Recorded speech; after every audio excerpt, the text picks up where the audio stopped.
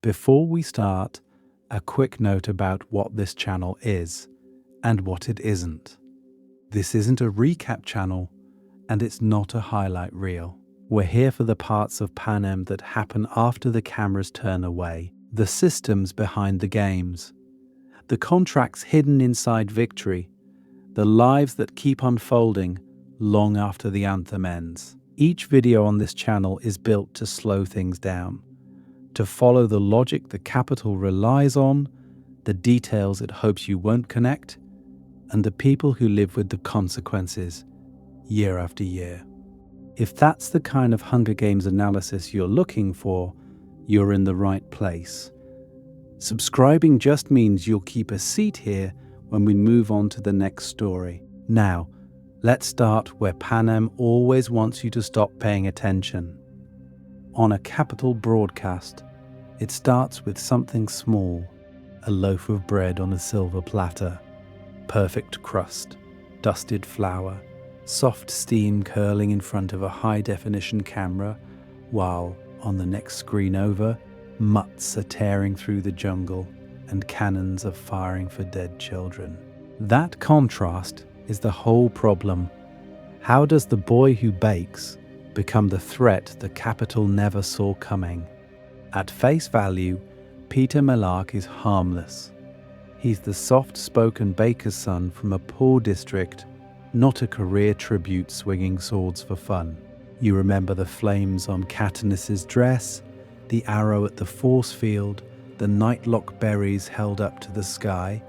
But here's the real question. If Katniss is the spark everyone talks about, why is the capital's biggest strategic error the way they misread the boy with the bread? Because the games aren't just about weapons. They're about story, image, the relationship between what the audience thinks is happening and what's actually happening in the arena. And the one tribute who understands that from day one is the one the capital files under romantic subplot. There is a lot to uncover here. We're going to cover how an empire built on surveillance, propaganda, and psychological control manages to miss the tribute whose entire skill set is surveillance, propaganda, and psychological control, just scaled down to human level. Why does a system obsessed with ratings and narratives fail to notice the kid who can read a room faster than Seneca Crane can redesign an arena? You see it in the training scores and the early coverage. Cato is framed as the threat, Clove with her knives, Foxface with her cleverness. Peeta, the cameras linger on his smile, his crush, his hopeless devotion. The capital packages him as emotional background noise. So why does the narrative keep bending around him instead? This is where we talk about the real question, not how did Peeta survive. You can point to camouflage, to hiding by the river, to teaming up with the careers. The better question is, how did the capital, with every screen and every lens pointed at the arena, fail to recognize that Peeta was playing their game better than they were? Think about the love confession on Caesar Flickerman's stage. On paper, it's sweet, a little embarrassing, good for audience tears. In reality, that part matters because it forces the games into a love story frame the capital then has to honor. Rule changes, sponsor gifts, the promise of two victors from the same district. Peeta's words bend the structure. And it doesn't stop there. His camouflage, his "I'm just trying to keep her alive" routine, with the careers, even his later hijacking, are all receipts of the same blind spot. The capital only counts force, never influence. Once you see that pattern, every scene with him shifts. So what else have we been missing about the boy with the bread? Why Peeta's underestimation actually decides the games? What if the capital's biggest mistake wasn't the mutts, or the fireballs, or even the nightlock? It was misreading the boy who spends half the games painted as a rock, to see why that part matters because it quietly decides everything, you have to zoom out. Back then, in the earliest Hunger Games, the brutality is blunt. Public executions with extra steps. The arena is raw terror and blatant punishment. The message is, obey or this is you. But by the time we reach the 74th Games, the violence is polished into a show. Now it's ratings, sponsors, and Caesar's perfect teeth. Image management matters as much as combat skill. On paper, the Capitol thinks it has mastered this shift. They control the cameras, the commentary, the sponsor gifts. They script the interviews, dress the tributes, cut the footage. At face value, they own the story. But here's the real question. What happens when a tribute starts treating that story as the actual arena? This is where we talk about Peeta. The Capitol files him under soft baker boy, a prop to make Katniss more interesting. He's not a career, not a brawler, not a traditional threat, which is exactly why he can hijack the new version of the games. His confession of love on Caesar's stage instantly reframes the entire event. Suddenly, it's not just a bloodbath, it's a romance. Sponsors shift. Audiences pick sides. The game makers are forced to change the rules to allow two victors from the same district. And once they do that, they're trapped in his narrative. So why does Snow only truly react after the Nightlock stunt? Why not when Katniss shoots the apple or when she buries Rue in flowers?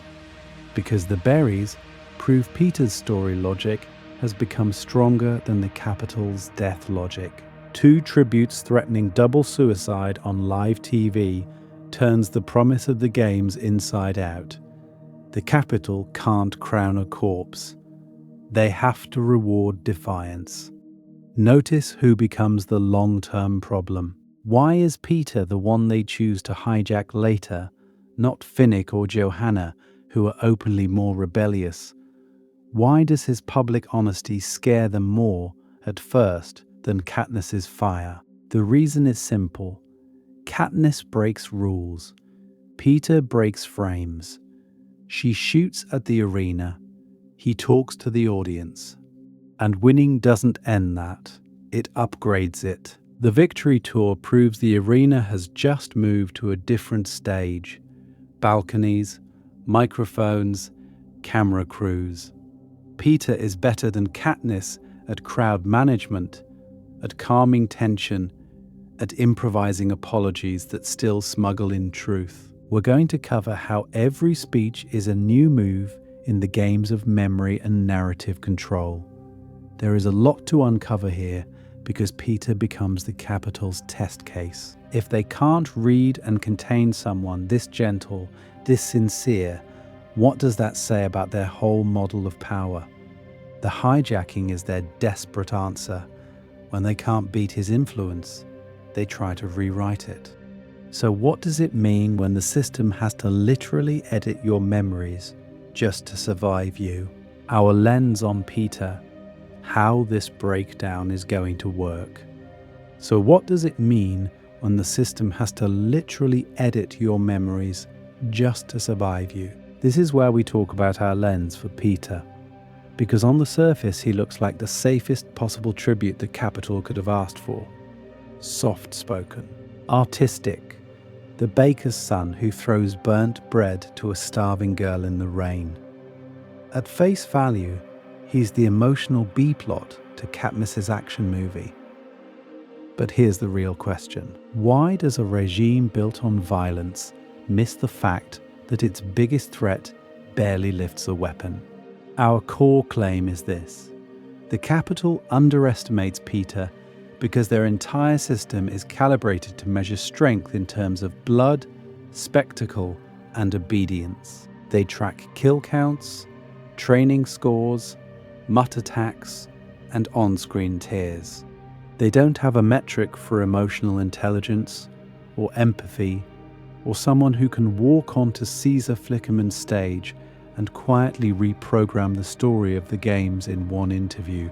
So when Peeta plays soft, that's not just who he is, it's also a deliberate misread the Capitol is eager to make.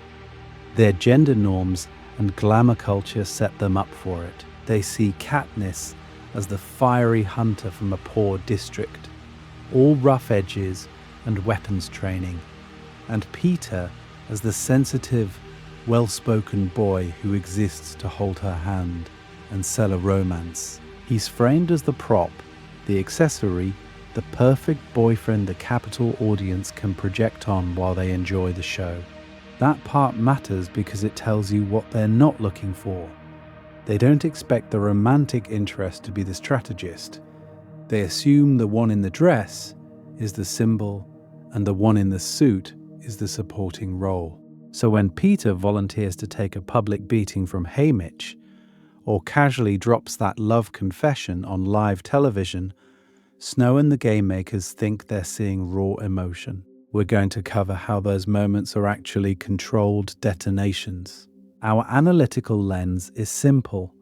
We're going to track Peeta's public image versus his internal strategy and line that up against what Snow, the game makers, and the Capitol audience believe they're watching.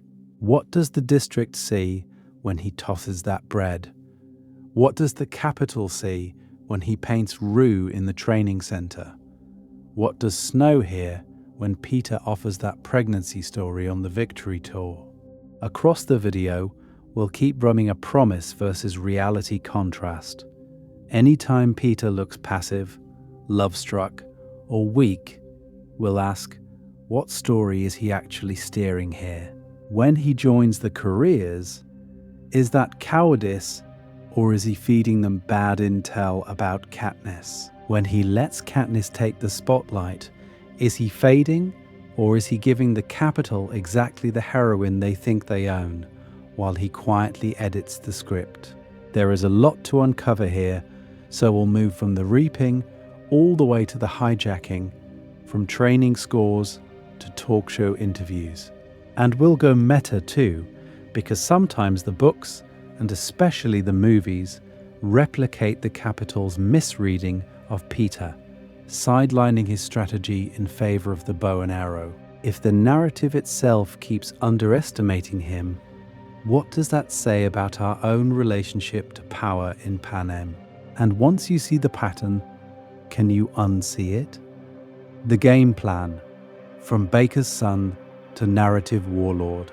So to map this out, we need a game plan of our own. If the Capitol misread Peeta because they only watched the highlight reel, we're going to cover the full season. First, we start where the Capitol stopped paying attention. The baker's son in District 12. At face value, Peeta's early life looks simple. Bread, frosting, background extra in Katniss's trauma flashbacks. But this is where we talk about the reaping, his training score, and the way the narrative itself quietly files him under supporting character. Why does everyone remember Katniss's 11 and barely mention Peeta's solid 8? That part matters because an 8 says competent, not problem. It's just threatening enough to be entertaining, not enough to be a political risk. In that first act, we'll break down how his harmless image is engineered twice over by the Capitol's obsession with physical spectacle and by the story's focus on Katniss's perspective. We'll look at the bread in the rain, his self-deprecating humor on the train, even the camouflage practice that gets treated as a quirky talent instead of a survival thesis. Here's the real question. How do you hide a strategic mind in plain sight? You wrap it in kindness and call it romance. Then we move into the 74th games as our central case study. This is where we slow down and really track his choices.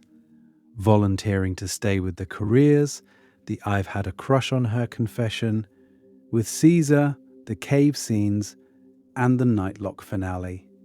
On the surface, it's a love story. Underneath, It's social manipulation and weaponized vulnerability. Why does he ally with the very tributes trained to kill him? Why does he give the capital a narrative they can't resist broadcasting? And why does he keep making himself the one who might die so Katniss doesn't have to? There is a lot to uncover here about how you turn honesty into a weapon the capital can't see coming. From there, we widen out to Catching Fire and Mockingjay, because the real panic in the capital doesn't start in the arena. It starts on live TV. We'll walk through his proposal during the Victory Tour, his warning about the brewing rebellion in front of Panem, his behavior in the Quarter Quell, and finally the decision to hijack him. That sequence marks the moment Snow and the game makers finally realize what he is. Not a prop, but a narrative warlord who can shift the emotional weather of an entire district with a few sentences. And we're not stopping at canon. We'll do a meta pass where we compare book Peeta and movie Peeta and ask why the films trim down his strategic moments. Does that adaptation choice accidentally mirror the capital's own blind spot, prioritizing visible weapons over invisible ones? Why do we remember arrows more easily than arguments? Finally, we'll end with a thought experiment. What if the capital had assessed Peeta correctly from day one? No star-crossed lovers, no safe mentoring access, maybe no shared arena with Katniss at all. How do the games change if Snow recognizes that the boy with the bread is the real contagion? Does the rebellion stall without Peeta's televised humanity? Does Katniss ever become the Mockingjay, or does she burn out alone? We'll pull on those threads at the end, not just to rewrite the games, but to test how fragile the capital's entire system really was. So that's our roadmap. Early misreading, arena manipulation, escalating panic, meta-adaptation, and then the big what if. Now we can go back to the beginning and watch the capital make its first mistake. Welcome to Victor's Village, but for Peeta, it's a different prison. And to really see that first mistake, we have to zoom out from the arena and step into the place that's supposed to mean the games are over. Victor's Village. On this channel, this is where we talk about the Hunger Games as a system, not just a story. We're going to cover character psychology, the capital's architecture of control, the politics baked into every design choice in Panem. So, if you've been here for our breakdowns on why Victor's Village exists at all, Peeta's arc is going to feel very familiar. It's the same pattern, just wearing a different face. Because at face value, Victor's Village looks like the opposite of an arena. You win, you get a mansion, hot water, full power, and enough food that your district can see the steam from your kitchen in winter. The promise is simple: survive the games, and you never have to fight again. But here's the real question. Why does every reward the capital offers end up looking suspiciously like a new kind of prison? Think about District 12's hilltop suburb. Katniss, Peeta, and Haymitch are pulled out of the seam and dropped into this empty, echoing street, where every house is wired, every phone line goes straight to the capital, and every visit is monitored.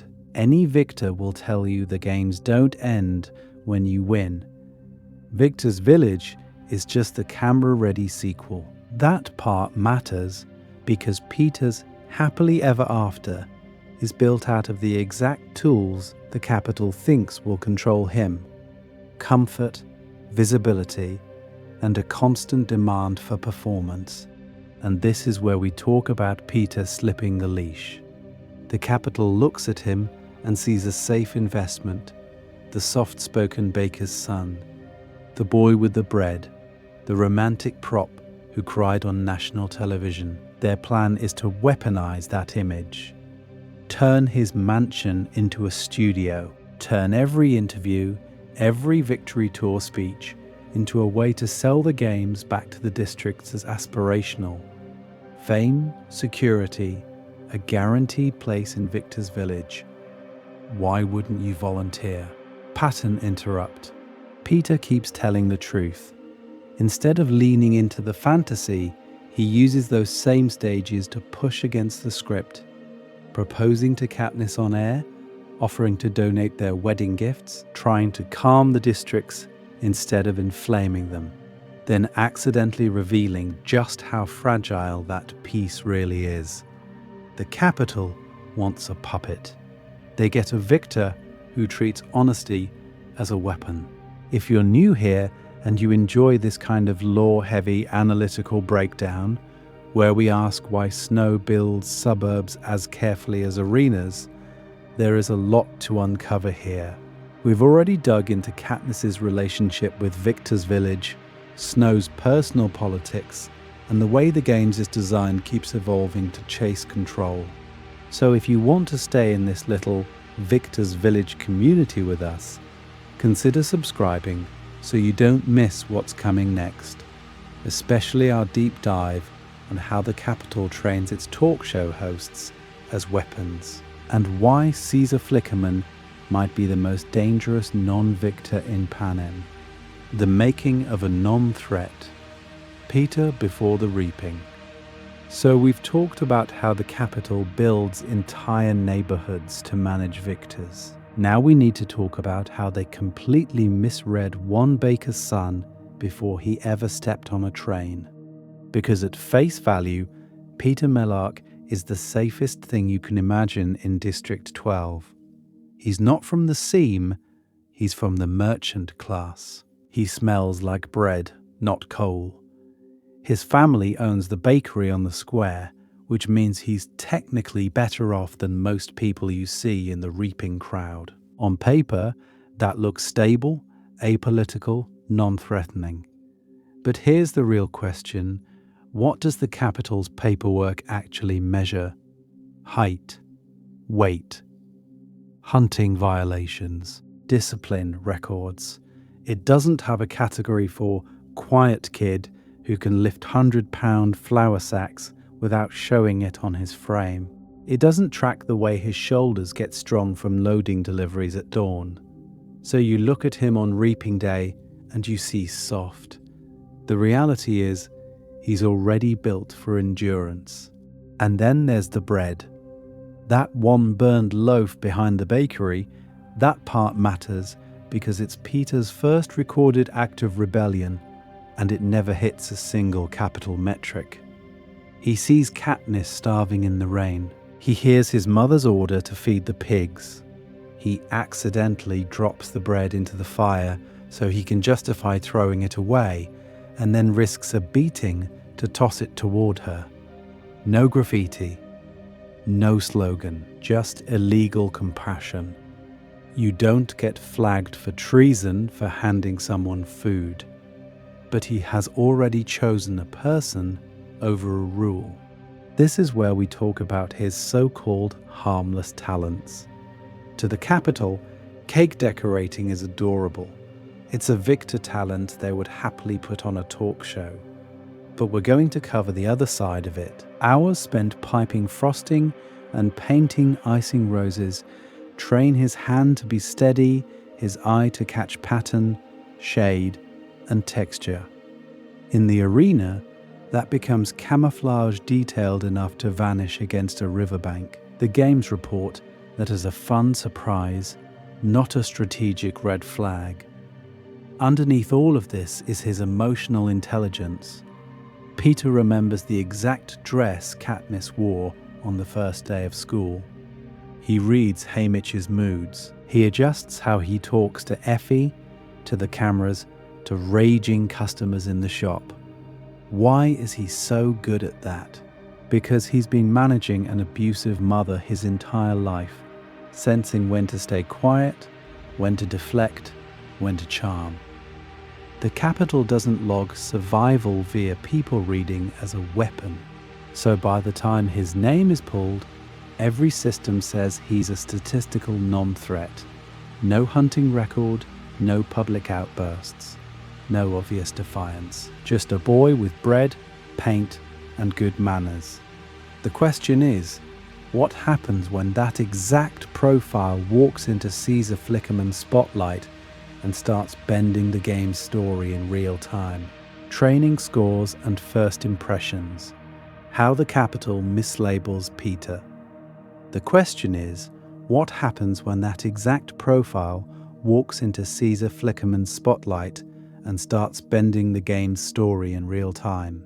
To answer that, we have to start with the Capitol's favorite toy, the training score.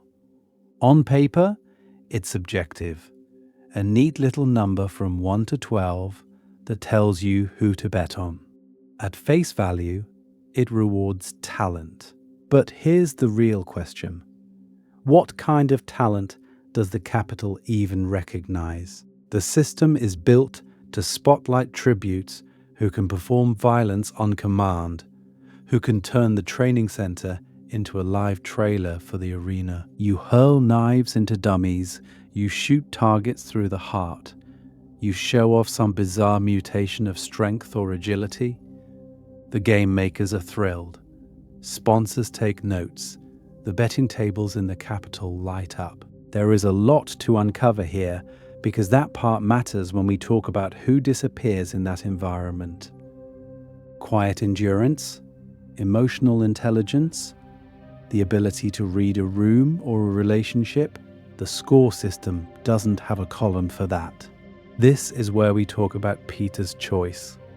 He walks into private training with a skill set that is genuinely lethal in the long game.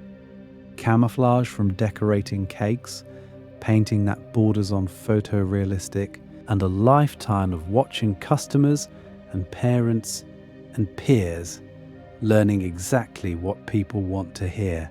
And what does he do? He doesn't showcase any of it. No dramatic reveal of a painted mutt, no lecture on crowd manipulation.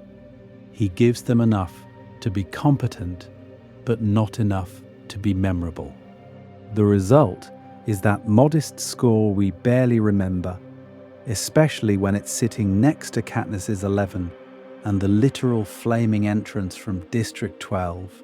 The Capitol loves a spectacle, so their attention rushes to the girl on fire, the outlier number, the obvious threat. Peeta's number says average.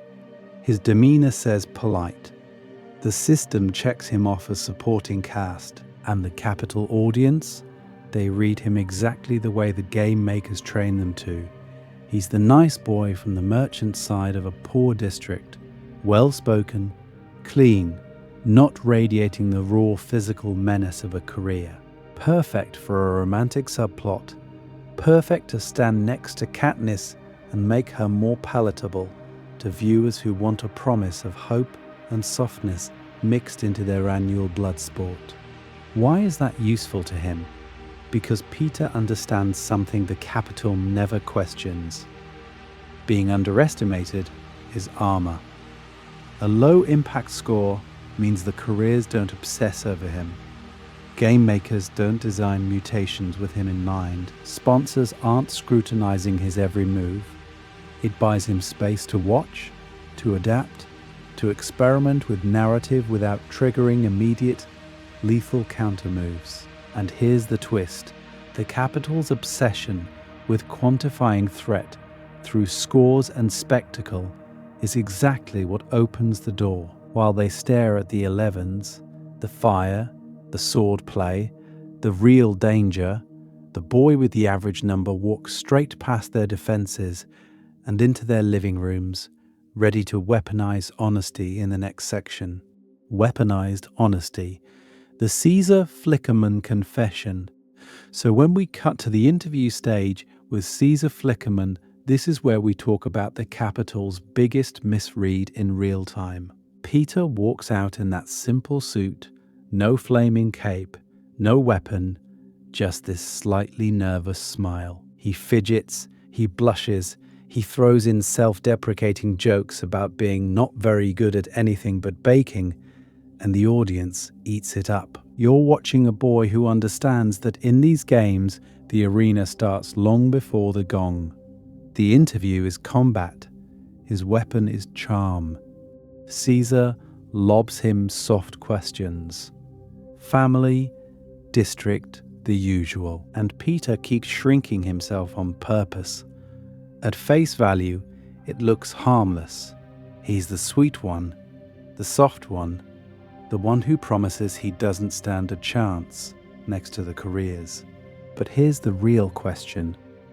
Why does someone who supposedly has no hope of survival work this hard to win the room? Because he's not just performing for the capital. He's positioning himself inside a story. When Caesar presses him about a girl back home, that's the pivot.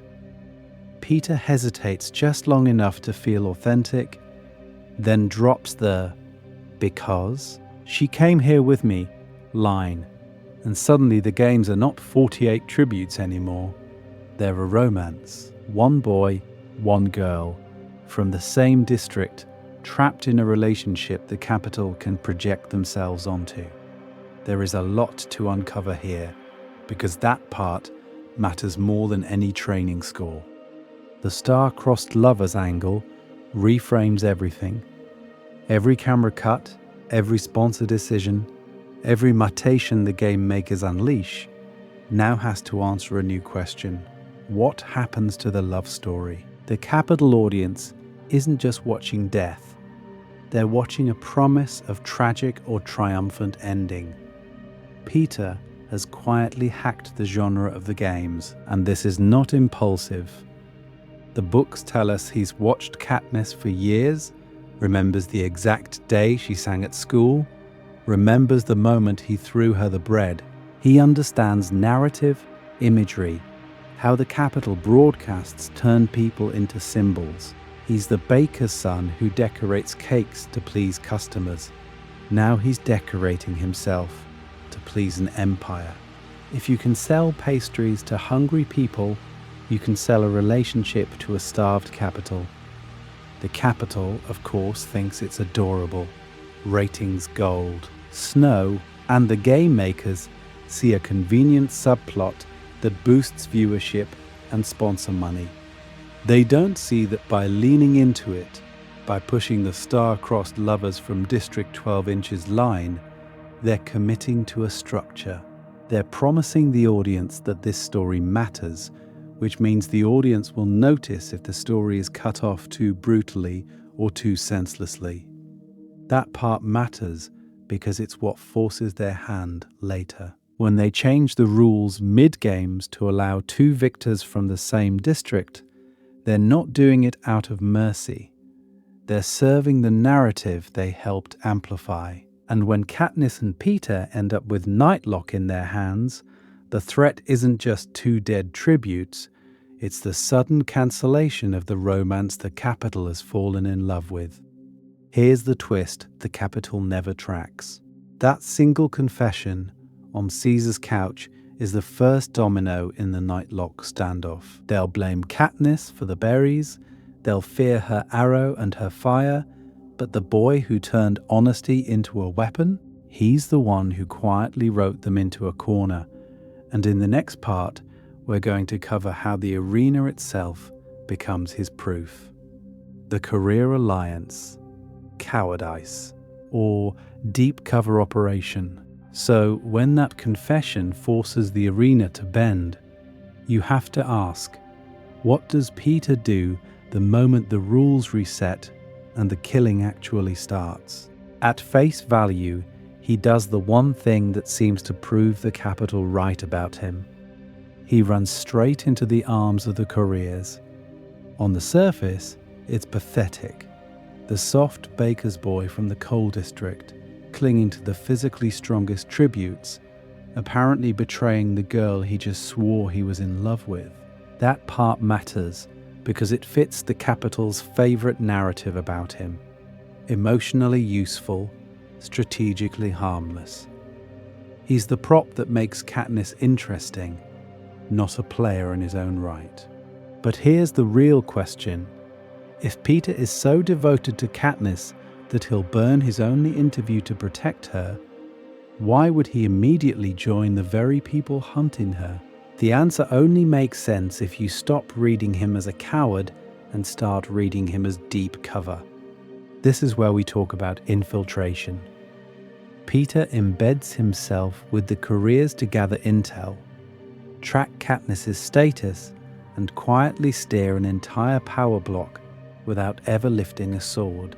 He's the one insisting they go after her. On paper, that sounds murderous. In practice, it means he controls when they move, where they search, and how close they actually get. He turns their muscle into his GPS. There is a lot to uncover here. Listen to what he says about Katniss to the couriers. He downplays her skills, calls her weak, frames her as someone who got an unfair training score. It sounds cruel, but it's textbook misdirection. If they underestimate her, they don't prepare properly. If they don't prepare, the tree, the tracker-jacker nest, and Rue's warning become lethal advantages instead of minor inconveniences. And while they posture and brag, Peeta watches. He's quiet, observant, constantly reading group dynamics the way he reads a crowd on Caesar's stage. Who's impulsive? Who hesitates? Who follows whose lead? That information is useless to a tag-along. It's gold to a spy planning when to disappear, when to turn, and how to make sure Katniss is never actually in the direct path of 5 coordinated killers. So why does the Capitol miss all of this? Their commentary and betting culture are trained to see alliances as blunt instruments. More bodies, more power. Romance is entertainment. Alliances are statistics. Nobody in the control room is paid to ask which tribute is using both as cover. Pattern interrupt. Jump into that control room for a second. What do the game makers actually see? Heat signatures, heart rates, weapon counts, alliance formations mapped as colored clusters on a giant holographic arena. They see Career Pack plus District 12 boy moving through the woods. They don't see the half-second delay when Peeta suggests a different route. They don't log the way his lies about Katniss's abilities shift their risk calculations. Social maneuvering doesn't trigger an alarm. No mutations needed, no rule change required. So Peeta's most dangerous moves barely register on their threat radar, even as he's quietly rewriting the game's script. And in the next section, we're going to cover the moment that script catches fire, literally, when Katniss's alliance with Rue collides with Peeta's undercover work. Camouflage, cakes, and the art of not being seen. And that undercover work doesn't stop with conversations. It's written across Peeta's body on the day Katniss finds him. You remember that moment. She's hunting near the stream, thinks he's gone, and then the camera drops with her gaze to what looks at first like a mossy, half-rotten log. Then it blinks. Peeta peels himself out of the riverbank, his skin turned into bark and stone, veins of mud and lichen painted with such precision that you almost feel tricked along with her. He has been there for hours, maybe longer, alone, bleeding, invisible. At face value, the Capitol sells this as a cute twist. Oh, the baker boy can paint himself. It's treated as a novelty segment, a fun fact for the recap reels. But here's the real question. How does someone survive for days, inches from other tributes' boots, without the game makers ever reframing him as a serious threat? This is where we talk about the cakes. For years, Peeta's been standing behind a bakery counter in District 12, piping vines and roses onto wedding cakes, while peacekeepers order stale bread. That part matters because those hours of steady hands and color matching become unintentional combat training. He learns how shadows fall, how cracks run through stone, how to blend edges until you can't see where one layer ends and another begins. The capital reads that as domestic, even feminine, pretty, harmless. But in an arena built for spectacle, he turns it into a weapon the cameras can't monetize. The games reward motion and impact.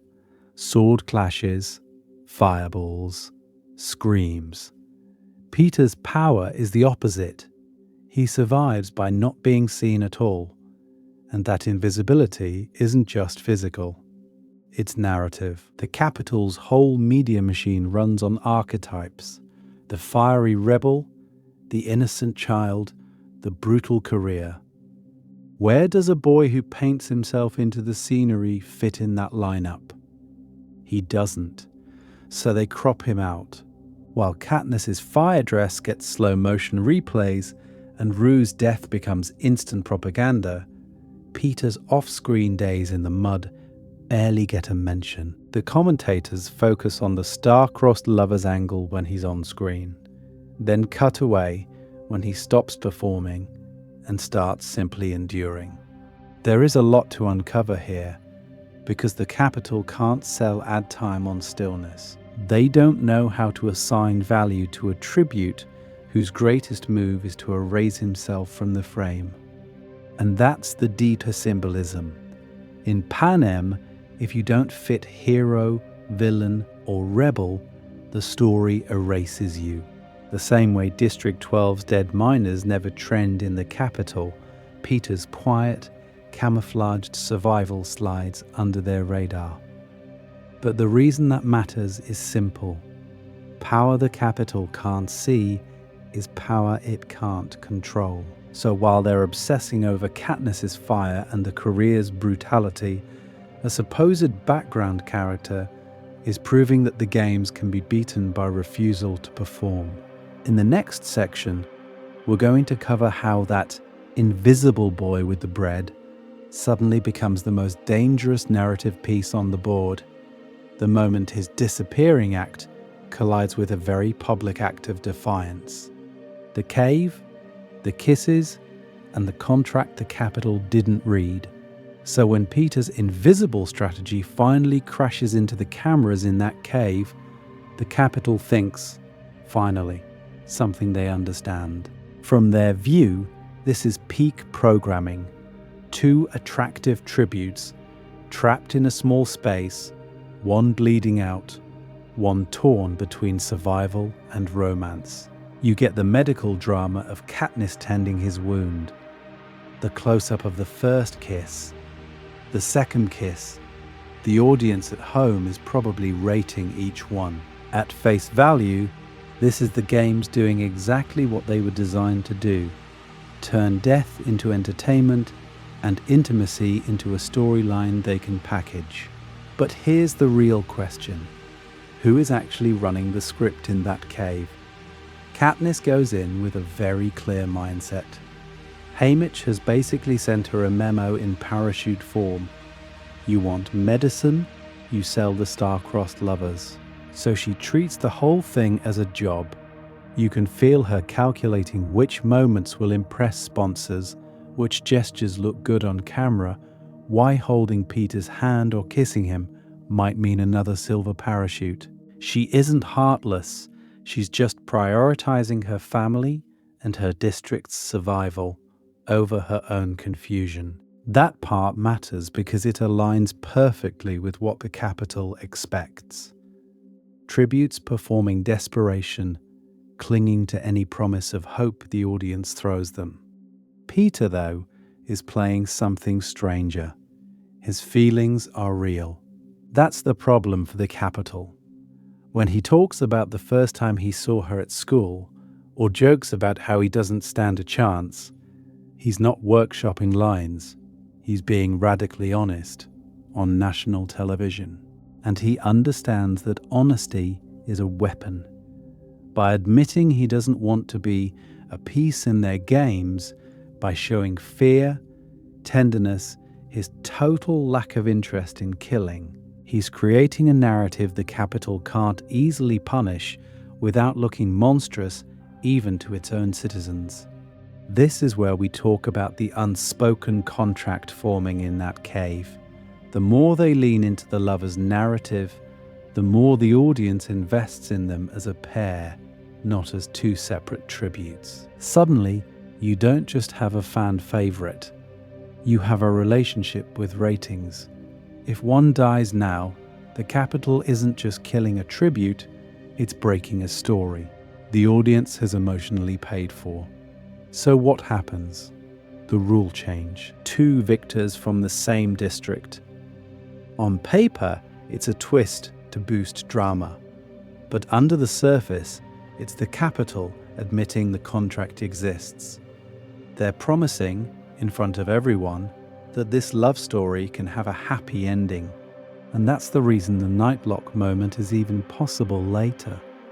Because once you've promised a love story, watching one half eat berries isn't just tragic, it's a breach. The Capitol never realizes that Peeta has been negotiating those terms in public the whole time. And in the next section, we're going to cover what happens when that contract gets dragged into the finale and the berries turn a scripted romance into a loaded ultimatum. Nightlock, the move that proved the Capitol wasn't watching him. So when we hit the Nightlock scene, this isn't a random desperate stunt. It's the bill coming due on that contract Peeta's been writing in real time. From his point of view, the arena is already over. He's bleeding, he's slower, he knows Cato was the real physical threat, and that Katniss is the one the Capitol fears. At face value, Peeta is the expendable half of the love story. But here's the real question. If you're the boy who turned the games into a romance for an audience of millions, what's the only ending powerful enough to protect the girl and expose the lie at the same time? You can feel him get there before Katniss does. He hears Claudius Templesmith revoke the rule change. He understands the math. One victor, one narrative. One more year where the Capitol's promise still holds. So when Katniss raises the bow at him, Peeta's first move isn't to flinch, it's to refuse. He drops the knife. He tells her to shoot him. That part matters because we're watching a tribute who has already accepted death, but not the terms. This is where we talk about the Capitol's expectations. The whole system is built on a simple equation: fear of death plus the glitter of victory equals control. The game makers assume that as long as there is even a sliver of hope to go home as a victor, tributes will stay inside the rules. Any rebellion in their minds will look obvious: shouting at the cameras, refusing to fight, attacking peacekeepers, something they can cut away from or punish on air. Peeta breaks that model with a handful of berries. Nightlock is a soft weapon. No speech, no manifesto, just a quiet, synchronized refusal to give the Capitol the ending it scripted. When he closes his hand around the berries with Katniss, he's doing two things at once: offering to die so she doesn't have to kill him, and weaponizing the love story they've been forced to perform. Two dead star-crossed lovers on live TV isn't just tragedy, it's an indictment. It says the games are so rigged that even the winners would rather die. And here's the real question the Capitol never asked. What do you do with someone whose values outrun your main threat? Peeta's love and loyalty aren't weaknesses you can exploit. They're priorities that sit above fear. That's the real danger. He's willing to go through with it. The berries only work because he means it. Pattern interrupt for a second. Imagine the Capitol calls their bluff. No frantic reversal, no desperate announcement. The cannon fires twice. The screen goes black. Instantly, Peeta becomes something the Capitol never planned for: a martyr crafted in their own arena, a boy who turned their promise of hope into a televised suicide pact. Every district that cried over the star-crossed lovers now has proof that even a supposed victor's life isn't worth living under these rules. Snow understands that a little hope is useful. What he misses in this moment is that Peeta has already inverted the relationship between hope and fear. And in the next section, we're going to cover how that miscalculation haunts the capital long after the berries are off screen, especially once they try to turn Peeta himself into a weapon against everything he was willing to die for. Victory Tour. The capital mistakes damage control for compliance. So when the cameras come back on for the victory tour, the capital thinks it's solved its Peeta problem. He's alive, he's charming, he holds Katniss's hand on cue. At face value, he looks like the easier half of the star-crossed pair to manage. Here's the real question. Why does everyone in power decide that the boy who weaponized a love confession is suddenly harmless once he's in a suit instead of arena mud? From the moment that train leaves District 12, Snow's people slot Peeta into a role. The polite victor, the one who will smooth over Katniss's rough edges. He's well-spoken, he doesn't shoot arrows at judges, and he seems genuinely grateful for the attention. So the capital reads his calm as compliance. They assume his relationship to the crowd is simple. He entertains, they adore, the games stay aspirational. But this is where we talk about what Peeta is actually doing on that stage. Watch his speeches. In District 11, he feels the grief rising before the crowd even erupts. He throws out the script, offers Rue and Thresh's families a month of their winnings every year, and apologizes for not being able to save them. He's not selling the capital's promise, he's acknowledging the capital's crime. And when the peacekeepers panic, it's because he has already shifted the mood from raw rage to focused mourning. Then you see the pattern. In each district, he adjusts, softer in places on the edge of open revolt, warmer, more personal in districts that still cling to some hope. He keeps pulling the temperature down just enough that the peacekeepers don't have to open fire. To Snow, it looks ideal. The boy is helping maintain order. Why question that? There is a lot to uncover here, because what Peeta is doing is moral triage.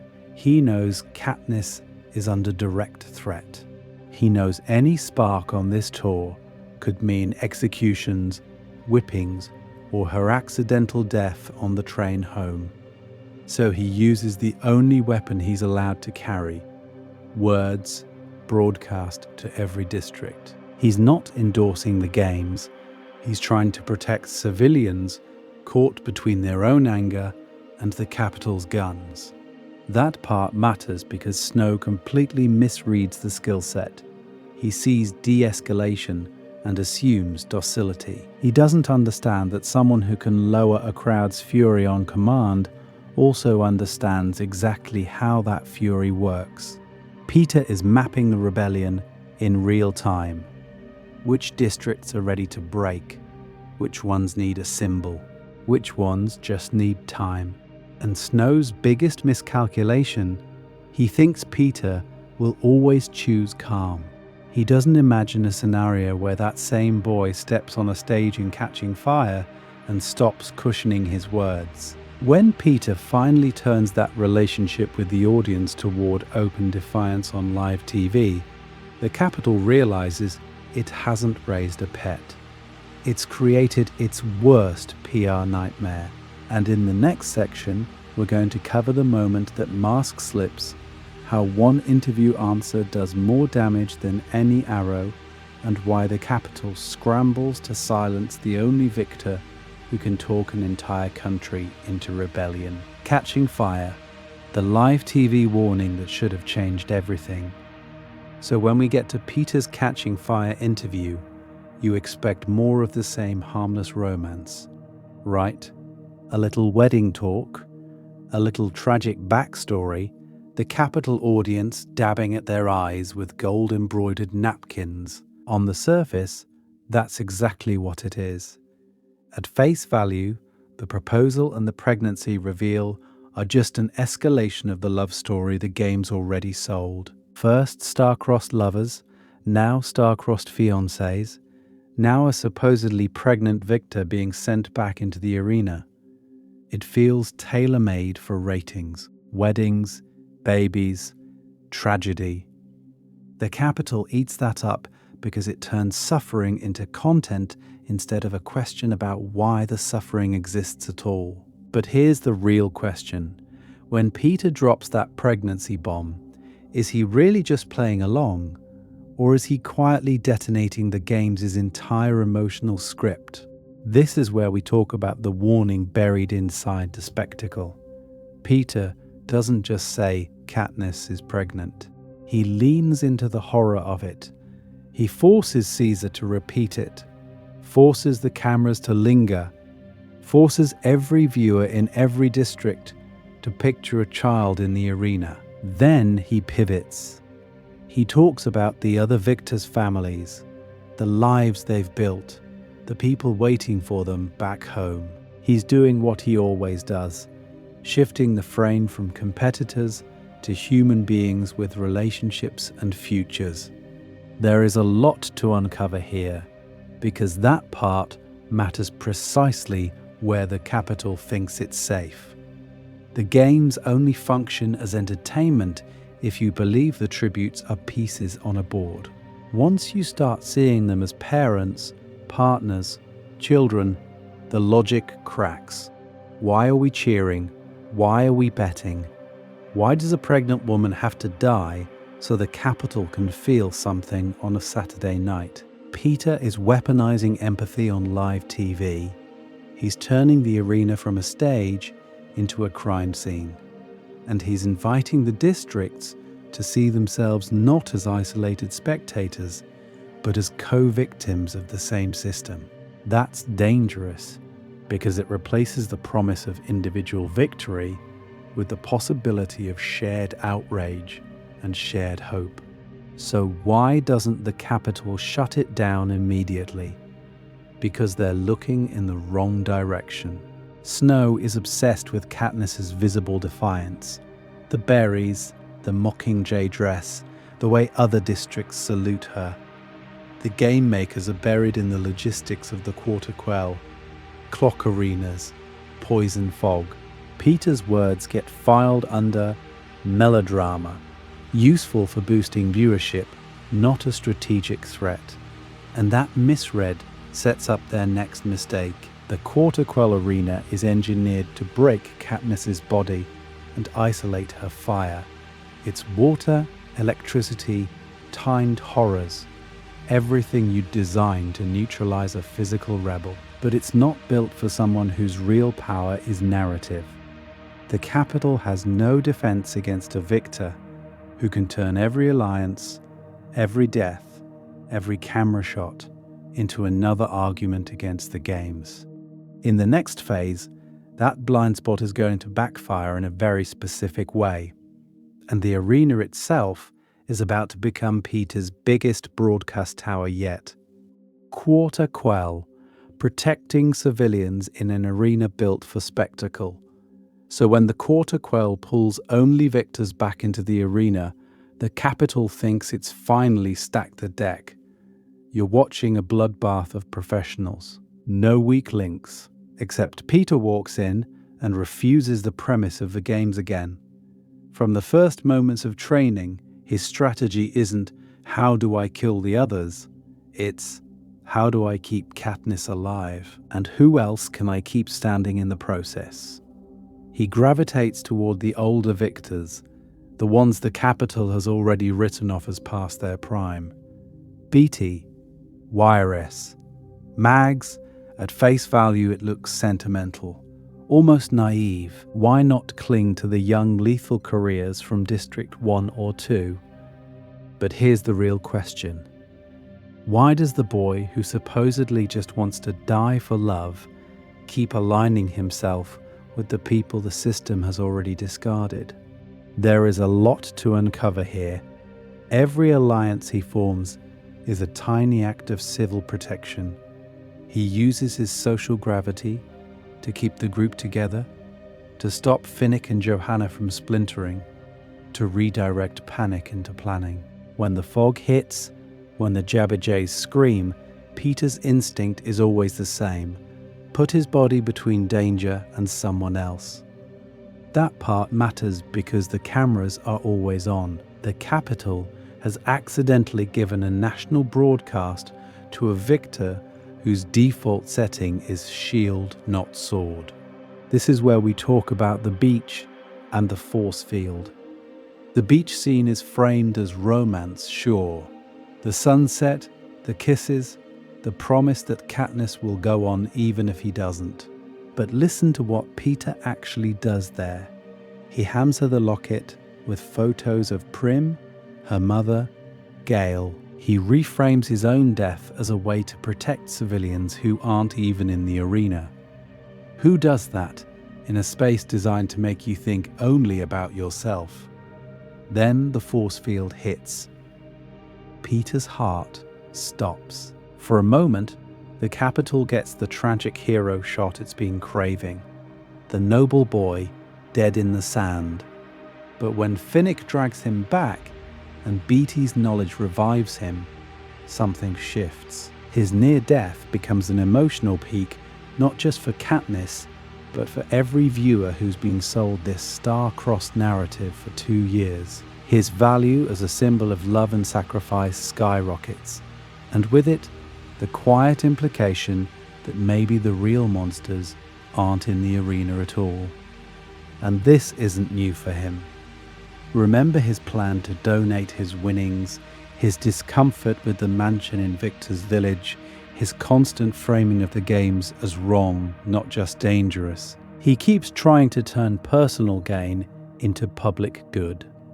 The Capitol files that under soft-hearted, marketable, safe. Pattern interrupt. Think about real-world figures whose moral clarity got written off as naivety. The student who refuses to leave the protest line. The worker who keeps saying, "This isn't normal," in a corrupt office. They're easy to ignore until suddenly they aren't, and the whole structure starts to wobble around them. That's the Capitol's blind spot. They see Peeta as a brandable, tragic lover. What they miss is that every visible act of compassion is an argument against the games' core ideology. And in the next turn of the arena, when those cameras catch one more weak moment, that argument is going to become impossible to silence. Hijacking. The moment the Capitol finally realizes who Peeta is. So when the cameras cut back to Peeta in the Capitol, strapped down, eyes wild, you're supposed to think, wow, they finally broke the soft one. But here's the real question. If Peeta was just a sentimental prop, why doesn't the Capitol just kill him and move on? This is where we talk about hijacking. At face value, it's a sci-fi horror twist. Torture plus Tracker Jacker venom, replayed footage of Katniss over and over until his brain rewires and she's no longer the girl who saved his life. She's the monster who tried to kill him. They're not erasing him, they're overwriting him. Every memory that once held comfort is chemically stapled to terror instead. His relationship to Katniss becomes the weapon. That part matters because of what it reveals about the Capitol's priorities. Death is simple. They do death every year in the games. Hijacking is complicated, expensive, and risky. So why choose the harder option? Because by this point, Snow finally understands the real threat. Peeta's emotional leverage. Over Katniss, over the districts, over the audience who watched the star-crossed lovers promise each other hope in the arena. We're going to cover the irony here because there is a lot to uncover. The Capitol once framed Peeta's love as a marketing angle. Cute boy, tragic crush, good for ratings. They dismissed his speeches on the victory tour, his talent for calming crowds, his instinct to tell the truth at exactly the wrong political moment. All of that looked soft compared to Katniss's bow, but when he's captured after the Quarterquell and immediately used as a hostage on live TV, the mask slips. Suddenly, his power isn't subtle anymore. It's measurable. Every time he appears on screen, Katniss breaks. So the Capitol escalates. They don't just threaten to kill him, they refashion him into a living landmine, send him back to District 13 so that the moment Katniss gets close, he detonates. It's psychological warfare in its purest form. Why send another squad of peacekeepers when you can weaponize the one person she would never willingly fight? And here's the deeper twist. In trying to break his love, they prove how important that love actually was. You don't pour tracker-jacker venom into someone's veins because their feelings were irrelevant. You do it because their feelings were winning. In turning Peeta into a monster, the Capitol also broadcasts its own moral bankruptcy. The civilized Capitol that claims the games are about honor and spectacle is now literally brainwashing a victor to hunt the girl he once died to protect. The narrative they spent years polishing, romance, glamour, controlled hope, curdles on contact. Which sets up the last piece. Hijacking is the Capitol's attempt to rewrite Peeta's story. His slow, painful recovery in District 13, that's the rebellion's counter-hijacking of the narrative they thought they owned. And if memories can be rewritten once, what happens when Katniss and Peeta start rewriting them back? Love, loyalty, and the Capitol's fundamental miscalculation. Memories can be rewritten, but motivations, that's where the Capitol runs into a wall it doesn't even know is there. Because the Capitol understands fear. It understands status, pleasure, dominance. Those are the currencies of the games. You win by hoarding them. You control a district by dangling them. But here's the real question. What do you do with someone whose primary currency is neither survival nor status, but relationship? This is where we talk about Peeta's actual value system. At face value, he's the soft-spoken baker's son who paints cakes and throws heavy objects. Underneath, his priorities are connection, integrity, mutual care. He volunteers information to Haymitch. He takes hits to protect Katniss's image. He would rather be seen as weak than be dishonest about who he is. The Capitol has no category for that kind of strength, because in their ideology, anything that isn't self-serving is automatically stupid. That part matters because it explains their core miscalculation.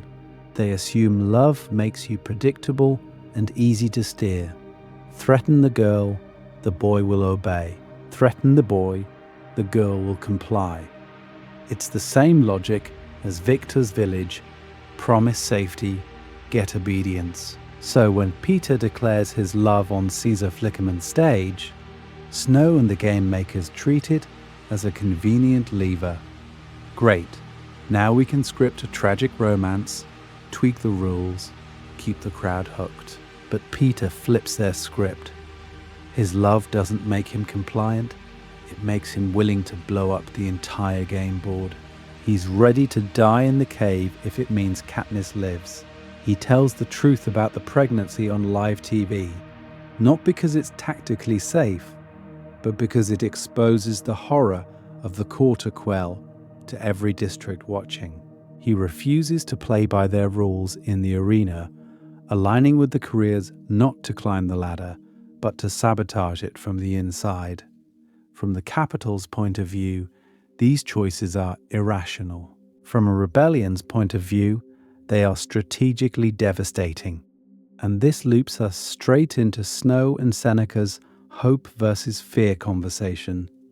Snow says, "A little hope is effective as long as it's contained." Victor's village, the glamorous interviews, the star-crossed lovers narrative, all of it is engineered, controlled hope. We're going to cover how that system depends on the belief that everyone will ultimately choose survival if you squeeze them hard enough. Peeta proves that assumption wrong in real time. When you watch someone choose people over power, over safety, over their own future, it creates a different category of hope. Not maybe I'll win someday, but maybe the rules themselves can be broken. So what happens when an entire audience across 12 districts keeps seeing that pattern? The boy with the bread, again and again, picking love over life. Is that the moment the games stop being entertainment and start becoming instruction? And is that the real spark the capital never meant to ignite? Why the capital only tracks swords, not stories? So if the games start becoming instruction instead of entertainment, we have to ask, instruction for who and monitored by what? Because the capital is watching constantly, but it's watching for the wrong thing.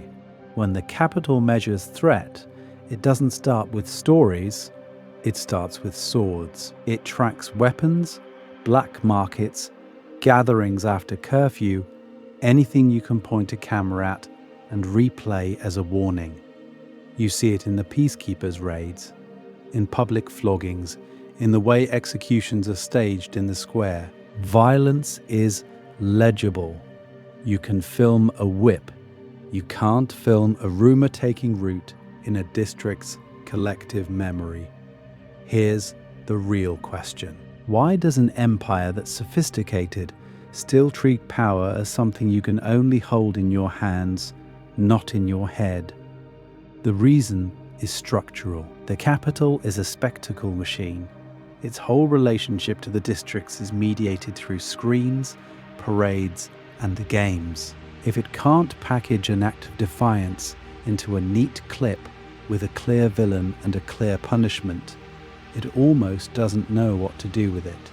That part matters, because narrative power doesn't move in straight lines. Peeta's influence spreads through glances on the train, speeches on the victory tour, the way a baker's son says, "I want to propose." And suddenly the crowd in District 11 is crying instead of cowering. That's not a riot you can disperse with more peacekeepers. That's a feeling. Feelings travel through conversations in mines and marketplaces where no cameras are allowed, and by the time the capital notices, the story has already rewritten itself. This is where we talk about the arena's design. At face value, the games are the capital's perfect control fantasy. Every weapon catalogued, every tribute tracked, every death broadcast. But the second you broadcast, you also cast. You turn tributes into characters. You hand someone like Peeta a microphone, a costume, a tragic backstory, and a live audience across 12 districts. We're going to cover how dangerous that is, because suddenly he isn't just surviving, he's authoring meaning inside the capital's own show. And the media system built around that show, it's optimized for propaganda, not defense. Caesar Flickerman, the stylists, the interviews. Those are designed to push a single shiny narrative from the capital outward. They're not built to detect counter-propaganda that uses sincerity and vulnerability instead of lies.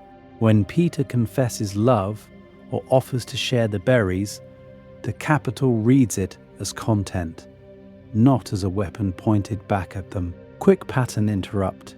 Think about modern media. Institutions obsess over polls, official statements, armed movements. Meanwhile, an artist, a comedian, or a storyteller shifts how millions of people feel about power, and no one in charge notices until the meme becomes a movement. The Capitol makes the same mistake. It overestimates swords and underestimates stories, right up until a boy with bread turns a televised execution game into a tutorial on rebellion.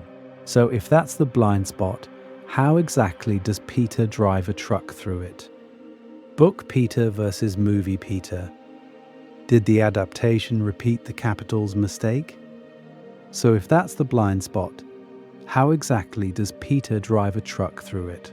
To answer that, we have to turn the camera around and ask a slightly uncomfortable question. Did our own adaptation do what the Capitol did? Did the movies quietly flatten the most dangerous tribute in the arena into the soft boy with a crush? On the page, you live inside Katniss's head, and even she, with her survival brain filters, still clocks Peeta as smart, observant, always running some angle.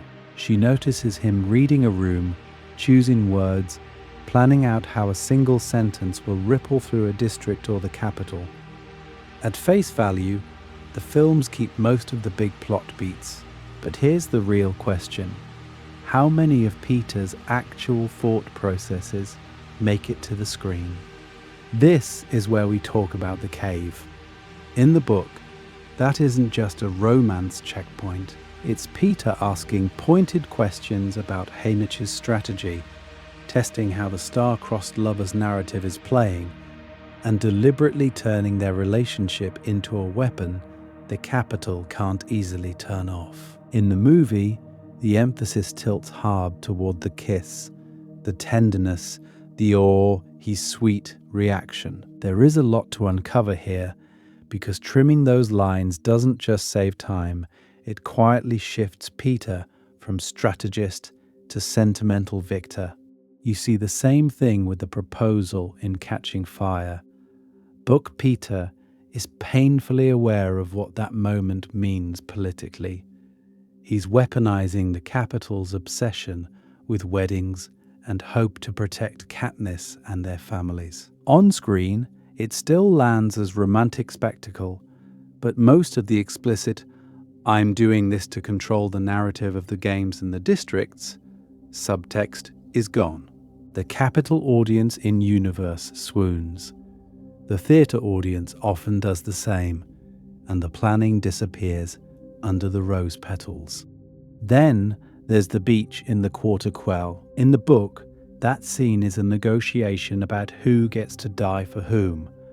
But it's also Peeta laying out the symbolic math. Why Katniss matters more to the rebellion. Why the districts need her. The movie keeps the emotional punch, but pares back the political awareness in his dialogue. He looks self-sacrificing, not strategically lucid. So why does that matter? Because when you strip out those verbal blueprints, a lot of viewers walk away with a very Capitol reading. Katniss is the fighter, Peeta is the love interest. One is fire, the other is frosting. The reason that part matters is it proves how easy it is, even for us, to miss non-physical power when the edit leans toward romance. But here's the twist that makes a rewatch way more fun. Once you know what the books are doing, Peeta's movie performance changes. Suddenly his interviews with Caesar, the way he times a joke or drops a confession, the way his eyes track snow during the victory tour, all of that starts to glow with subtext. We're going to cover some of those micro choices later, because they turn throwaway shots into evidence of a mind constantly gaming the system. And if that's how the adaptation trims him, imagine a cut of the story from the Capitol's POV. What does their edit of Peeta Mellark look like compared to Katniss's? Whose strategy makes it to air and whose gets buried under a love story? The Capitol cut. How would their cameras edit Peeta? So imagine you're not in the arena with Katniss. You're on a Capitol couch, glass of neon champagne in hand, watching the official Peeta Mellark highlight reel. What do you see? You get the big confession with Caesar replayed every hour. You get slow-mo shots of Peeta smiling shyly, making those self-deprecating jokes the Capitol adores because they make a tribute feel safe, non-threatening, almost domesticated. You see the cave kisses, the fever, the medicine arriving just in time. Every wound is framed as tragic romance, not as the cost of a political system. At face value, it's perfect. A love-struck baker's boy who just wants to save the girl is the easiest narrative the game's team has ever cut together. They linger on his camouflage in the mud because it's visually clever, not because it proves he can plan a long-term survival strategy. They intercut his interview charm with shots of Capitol audiences crying and clutching their hearts. The message is clear. This boy is here to make you feel, not to make you think. But here's the real question. What gets left on the cutting room floor? You don't see the way he clocks every other tribute during training, cataloguing strengths and weaknesses with that quiet, assessing stare. You don't get the full context of his decision to join the careers, so it reads as cowardice instead of calculated infiltration. His lie about Katniss's pregnancy later, that's clipped into a dramatic beat, not analysed as a precise attack on the Capitol's moral self-image. This is where we talk about invisible strategy, those subtle shifts in wording, the way he nudges Caesar into certain questions, the moral discomfort on his face when the crowd cheers for child murder. There is a lot to uncover here that never makes it to prime time. The Capitol broadcast cuts away from his longer, more thoughtful answers. They keep the tears, lose the ethics. They keep the promise of romance, lose the critique of the relationship between districts and spectators. And that part matters because editing doesn't just shape story, it shapes threat perception. If you package Peeta as a boy defined entirely by his devotion to Katniss, then he can't also be a serious political actor in the minds of your citizens. He's a supporting character in her rebellion, not a co-architect. Why fear the boy who bakes when you can sell him as the boy who begs for love? Internally, the game makers do have more. They see raw feeds, hear more uncut audio, but their training pushes them toward tracking weapons, alliances, physical risk. Psychological plays don't show up on their holographic maps. There's no red blinking light, for this tribute just reframed the games as a moral horror show on live TV. So the Capitol's own systems teach its people to underestimate the exact kind of power Peeta wields. So what happens when that edit finally breaks? When a hijacked Peeta appears on those same screens, vicious, contradictory, accusing Katniss instead of loving her, does the audience question him or the narrative they were fed? And what does that rupture do to a Capitol that suddenly has to admit its favorite love story was an engineered lie? Hijacked Peeta on screen, when the narrative glitch becomes the story, those broadcasts are supposed to fix the problem.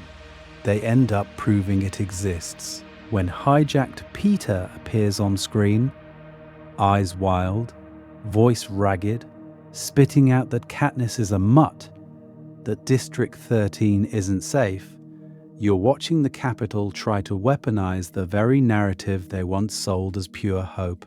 At face value, it's simple psychological warfare. Turn the boy with the bread into the boy who wants her dead, and let that terror do the work. But here's the real question. Why risk putting that broken version of him on every screen in every district? Why not quietly execute him and claim he died a martyr? Why force the audience to compare the gentle victor who tossed bread to a starving girl with this shaking, furious stranger? There is a lot to uncover here. First, the content of those broadcasts is calculated. His rage at Katniss is specific. His warnings about District 13 are precise. His memories are distorted just enough to sound plausible if you already trust the Capitol, and horrifying if you ever believed in their love story. The games never really ended for Peeta. The arena has just been replaced by a studio. This is where we talk about risk. Because every time the Capitol airs him, thin, bruised, words tumbling over each other, they're quietly admitting two things to anyone paying attention. One, they still care enough about Katniss to focus on her psychologically. Two, they can take a beloved victor and scramble his mind until he can't tell real from false. That part matters because the people who remember him charming Caesar, painting Rue's portrait, volunteering to die for Katniss, now have to reconcile that memory with this. And the contrast is the point, but not the way Snow thinks. The more extreme Peeta's transformation, the more it retroactively highlights how powerful his original compassion was. If his love was meaningless, why bother hijacking him at all? Why not just replace him with a new romantic hero from some career district? The Capitol's own overreaction becomes evidence of how dangerous genuine loyalty is to their system. Watch how District 13 responds. Coin and the rebels don't treat him as a traitor. They label him a victim of war crimes. They replay his interviews, his bread story, his kindness in the arena, not to shame him, but to prove what the Capitol does to anyone who threatens their story. Peeta becomes a case study in narrative torture. Pattern interrupt. Imagine a Capitol citizen on their couch. They cried when Peeta held Katniss's hand in the cave. They bought the wedding special. Now they see him shaking, veins bulging, forced to condemn the girl he once promised to protect. Do they blame him? Or, just for a second, do they blame the people pointing the camera? Because once that crack appears, you can't fully unsee it. And the Capitol, in trying to erase Peeta, has accidentally created the perfect on-screen confession of what they really are. So where does that leave their control over the story when he finally comes back on their screens again? This time, not as their weapon, but as their witness, rebuilding Peeta, memory, identity, and a threat that won't go away. So when Peeta reappears in District 13, the question isn't just, is he alive anymore?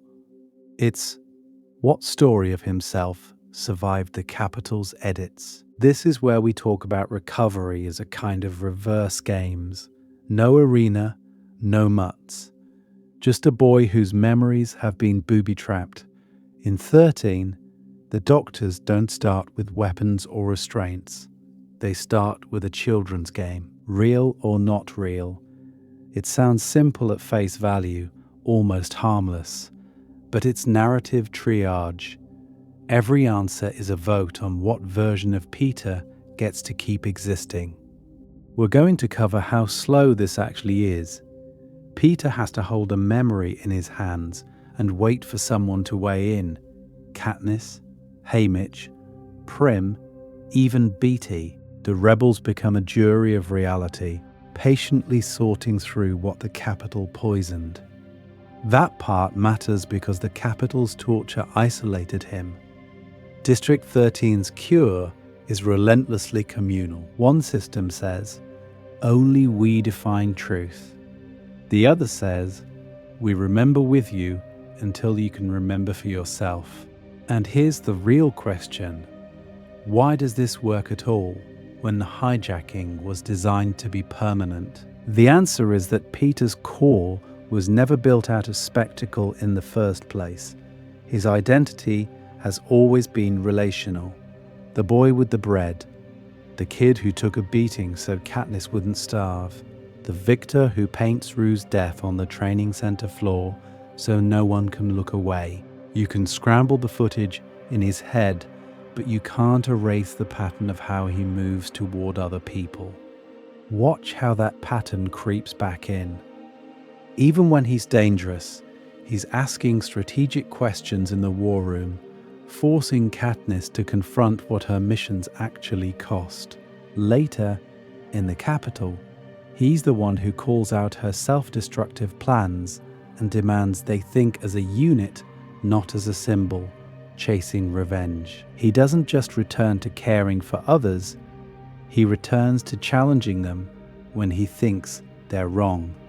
That's a relationship, not a script. And he refuses, over and over, to be used without consent again. He calls himself out when he feels a hijacked response coming on. He asks to be restrained when he's a risk. He insists on knowing the plan, on choosing what kind of promise his presence makes to the districts. The Capitol tried to turn him into a remote-controlled weapon.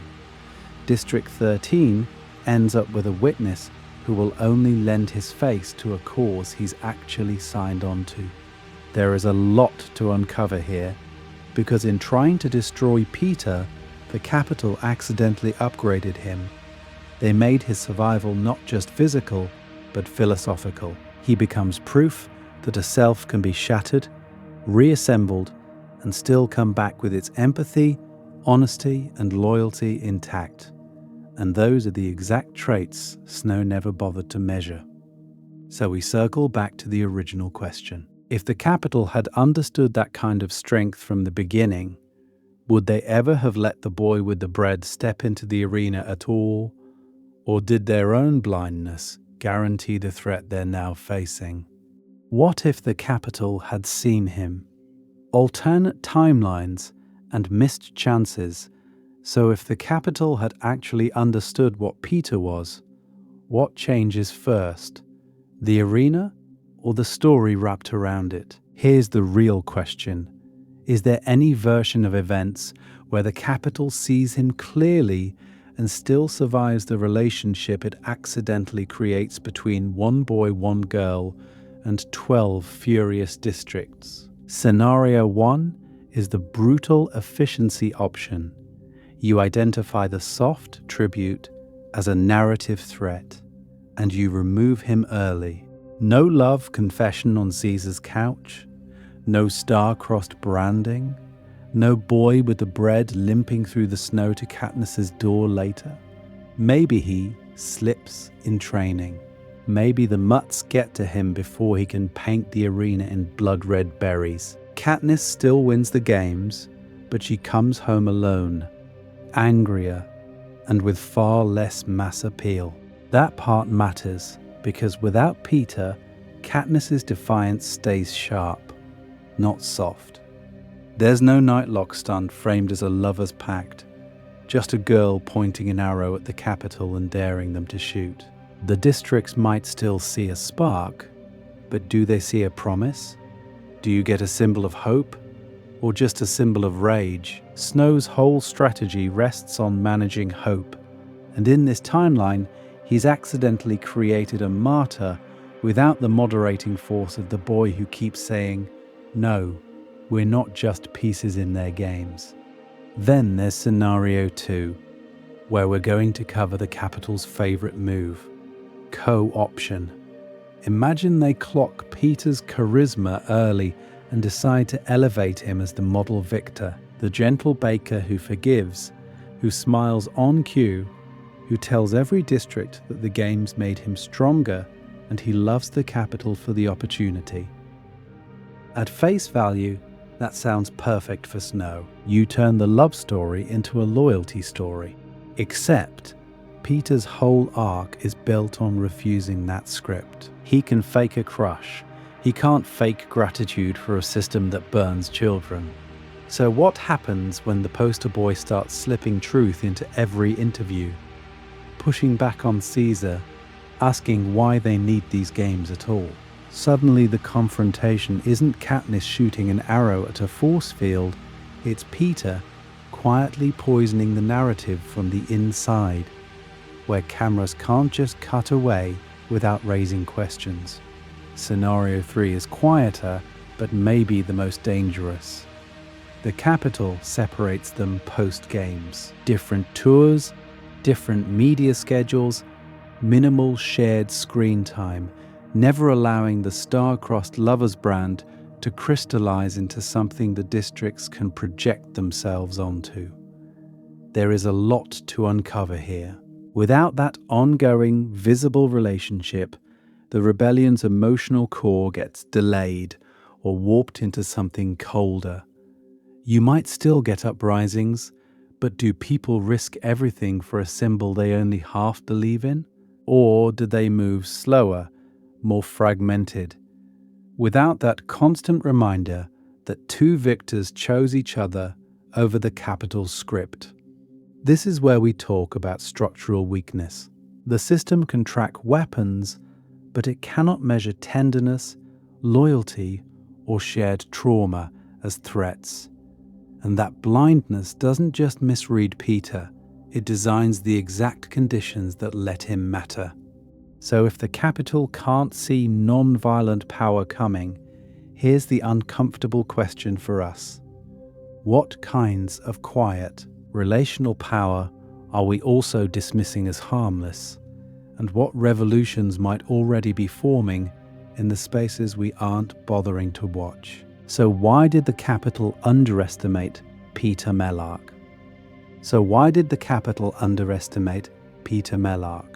On paper, he's everything their system says is safe. No weapon specialty, no career training, no obvious threat profile. He decorates cakes, he draws, he talks about his crush on national television. But here's the real question. What happens when a regime is calibrated to fear swords and the real danger walks in carrying a story? At face value, the Capitol's entire security apparatus is built around visible defiance. They track who shoots arrows at hovercrafts, who blows up arenas, who refuses to play. They do not have a category for the boy who survives the games with camouflage, charisma, and careful honesty. That part matters because it means the media machine can safely edit his compassion into romance, flattening every act of moral courage into a relationship subplot the audience can swoon over and then forget.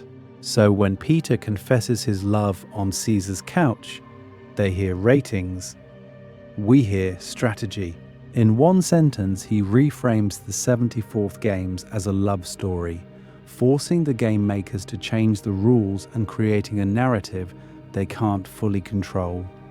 Again, when he joins the careers, they see cowardice. He's actually running a quiet intel op, misdirecting them about Katniss, fracturing their trust from the inside.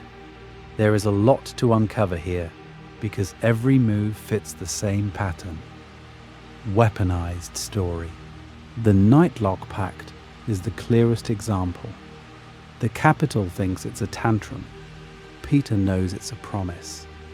Two tributes willing to die rather than crown a single victor exposes the entire premise of the games as fragile theatre. Later, on the victory tour, he does it again.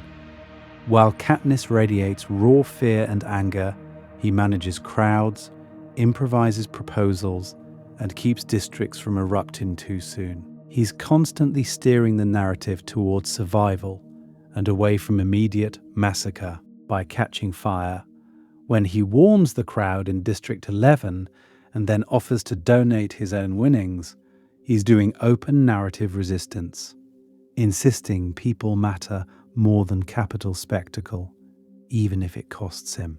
And after the hijacking, when he claws his way back to himself, that resilience is one more refusal to let the Capitol define reality in his head. They try to overwrite his story. He insists on rewriting it. So how does this tie back to hope versus fear? Snow understands fear. He even understands controlled hope, the promise of becoming a victor, the promise of a better house on the hill. This is where we talk about a different kind of hope. Peeta's belief that mutual care is worth dying for, that protecting one person in front of you can quietly reteach a whole district what human dignity feels like. Katniss is the spark, the visible defiance you can film. Peeta is the glue, the story that makes you care about that spark and see yourself in it. Without him, Katniss is a symbol. With him, she becomes a relationship, a shared project, a we instead of an isolated she. And that's the one thing the Capitol never plans for. In the end, the Capitol doesn't just lose because people pick up weapons. It loses because someone like Peeta teaches them to imagine a world where the games, the victor's village, the entire reward and punishment system simply doesn't define what winning means anymore. Once you can picture that world, you're already halfway out of Snow's arena. So the next question is, if Peeta is quietly rewriting the rules, how does the Capitol's architecture of rewards, those mansions on the hill, try to rewrite people right back? From Victor's village to your screen, what do you do with Peeta now? So if Peeta is quietly rewriting the rules, what do you do with that the next time you see him on screen? At face value, he's still the boy with the bread, the soft-spoken baker's son who throws a loaf in the rain and blushes on Caesar's couch. But here's the real question. Once you know how dangerous that softness actually is to the Capitol system, can you ever watch him the same way again? We've gone from that starving girl by the pig pen to the arena pawn who paints himself into the rocks, to the hijacked weapon train to kill the very person he spent 2 books trying to keep alive. There is a lot to uncover here, but the through line is simple. Peeta's greatest victories are never about killing. They're about refusing to let the Capitol define what's real. Not the love story, not the games, not his own mind. So when you rewatch, you're not just revisiting the romance, you're doing a threat assessment the Capitol never bothered to run. This is where we talk about Caesar's interviews as combat. Pause on that first confession of love. Ask yourself, who's controlling the frame there? Is it Caesar? Is it Snow? Or is it the boy who just turned a bloodbath into a fairy tale the audience refuses to see end? Then go to the cave. Every real or not real moment starts here in miniature. Watch how he keeps redirecting Katniss away from the mechanics of the games and back to the question of who they are to each other. That part matters because the hijacking only works if you believe people are just collections of images and triggers. Peeta's whole arc is an argument that they're not. Hit the victory tour. Look at the speeches where Katniss freezes and Peeta steps in. Why is the district crowd calming down for him? Why does Snow start to see him as a liability only when he's on a microphone instead of with a sword? And when you finally reach those hijacking broadcasts, pause again. Ask how much of the weapon the Capitol thinks it built is actually leftover proof of the person they never understood. Here's the last question I want to leave you with. If Peeta is this underestimated, who else in Panem is operating on that quiet frequency? Prim, whose whole power is who she makes Katniss want to be. Cedar, turning a few whispered words in a crowd into a district-wide promise. Cinna, literally sewing treason into a dress on live TV. Is that where real change in the games always starts? In the people the Capitol files under Harmless? On this channel, that's what we're going to cover. The hidden mechanics of power and resistance, from the mansions on the hill to the boy on the interview couch. So, if you want more of this, more Peeta receipts, The moments you think the Capitol really should have been paying attention to? Drop them in the comments and stay tuned, because next we're going straight for Cinna, the other harmless presence who might be the most dangerous person ever to walk onto a Capitol stage.